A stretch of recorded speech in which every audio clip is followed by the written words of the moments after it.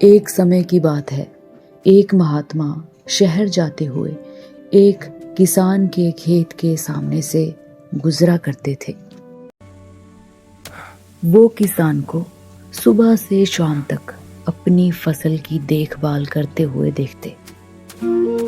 एक दिन वह किसान से बात करने के लिए रुक गए। महात्मा बोले, मेरे दोस्त, आशा करता हूँ तुम ठीक हो।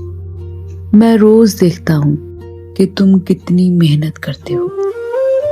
किसान ने उनकी ओर देखा और मुस्कुराया।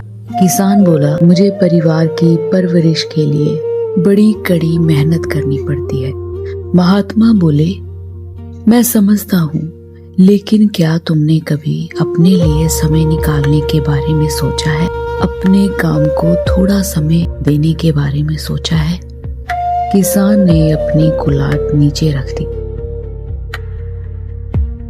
मेरा अपना काम, इससे आपका क्या मतलब? मैं अपने छोटे बच्चों की परवरिश के लिए और अपने परिवार की जरूरतों को अच्छे से पूरा करने के लिए कड़ी मेहनत करता हूँ। महात्मा बोले, मैं मानता हूँ तुम पूरी ईमानदारी से अपनी जिम्मेदारियां निभा रहे हो, लेकिन क्या तुमने कभी उस मालिक को याद करने और उसका शुक्रिया अदा करने के लिए समय निकालने के बारे में सोचा, जो तुम्हारा असली काम है?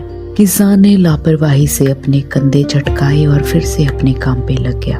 बोला, मेरे पास इन चीजों के लिए समय नहीं है, लेकिन जब मेरे बच्चे बड़े हो जाएंगे तब मैं इसके बारे में सोचूंगा।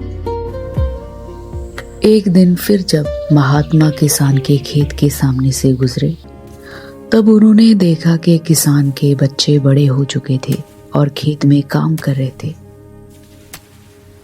वो किसान के साथ मिलकर कड़ी मेहनत कर रहे थे।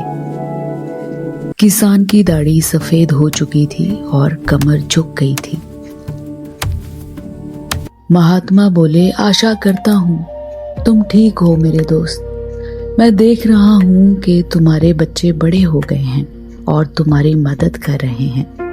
किसान ने गर्व से मुस्कुराते हुए कहा, जी हाँ, बड़े हो गए हैं। इनकी शादी भी हो गई है और अब इनके अपने बच्चे हैं। महात्मा बोले, अब तो फिर तुम्हारे पास अपने लिए बहुत समय होगा।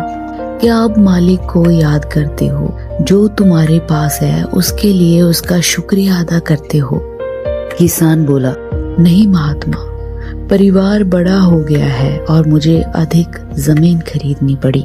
ऐसा नहीं करते तो आरामदेह जिंदगी कैसे जी सकते थे? तभी किसान का एक पोता दौड़कर आया और कूदकर उसकी बाहों में सिमट गया। किसान ने मुस्कुराते हुए कहा, मेरे पोते पोतियां मुझे रात दिन व्यस्त रखते हैं। मेरे पास किसी और काम के लिए समय ही नहीं है। महात्मा ने सर हिलाया और चुपचाप अपने रास्ते चले गए। कई साल गुजर गए। महात्मा एक बार फिर किसान के पास आए। अब की बार किसान बिस्तर पर पड़ा था। वह बहुत बीमार था और कमजोर हो चुका था। उसकी पत्नी पहले ही गुजर चुकी थी। बाकी परिवार भी वही था, लेकिन सभी अपने अपने काम पर लगे हुए थे। किसान के पास बैठने के लिए किसी के पास समय ही नहीं था। वह बहुत अकेलापन महसूस कर रहा था। महात्मा उसके बिस्तर के पास बैठ गए। बोले, मेरे दोस्त, तुम्हें बीमार देखकर मुझे बहुत दुख हो रहा है। कमजोर हो चुके किसान ने उनकी ओर देखा और उसकी आंखों में आंसू भर आए। आपका बहुत बहुत शुक्रिया, किसान बोला। मुझे लगा मेरा समय खत्म हो गया है। महात्मा किसान के पास कुछ देर और बैठे, उससे बातचीत की। महात्मा बोले, इतने सालों में मैंने हर बार तुम्हें कड़ी मेहनत करते हुए देखा। पहले बच्चों की परवरिश के लिए, फिर पोते पोतियों की देखभाल के लिए, लेकिन मैंने कभी नहीं देखा कि तुमने अपने लिए समय निकाला हो। तुम्हारा असली काम था परमात्मा को याद करना, उसका शुक्रगुजार होना, उसका शुक्रिया अदा करना। किसान ने उदासी से उत्तर दिया, मैं जानता हूँ, मैं हमेशा यही सोचता था कि बाद में मेरे पास समय होगा, लेकिन लगता है अब बहुत देर हो चुकी है। महात्मा बोले, हाँ मेरे दोस्त, असली और जरूरी काम को टालते रहने में यही खतरा है। हमें मालूम ही नहीं होता कि हमारा समय कब खत्म हो जाएगा। असली और जरूरी काम को टालते रहने में यही खतरा होता है। अगली बार जब महात्मा वहां से निकले तो किसान की मृत्यु हो चुकी थी। महात्मा वहां थोड़ी देर के लिए रुके।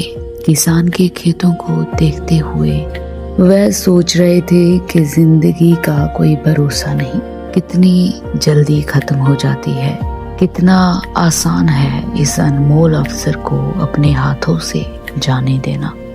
तो कहना ये है कि आप बड़े हो जा बच्चे, परमात्मा का नाम लेने के लिए, उसको याद करने के लिए, उसने जो चीजों से आपको नवाजा उसका शुक्रिया अदा करने के लिए दिन में 5 या 10 मिनट उसके लिए, उसके नाम के लिए जरूर निकाला कीजिए।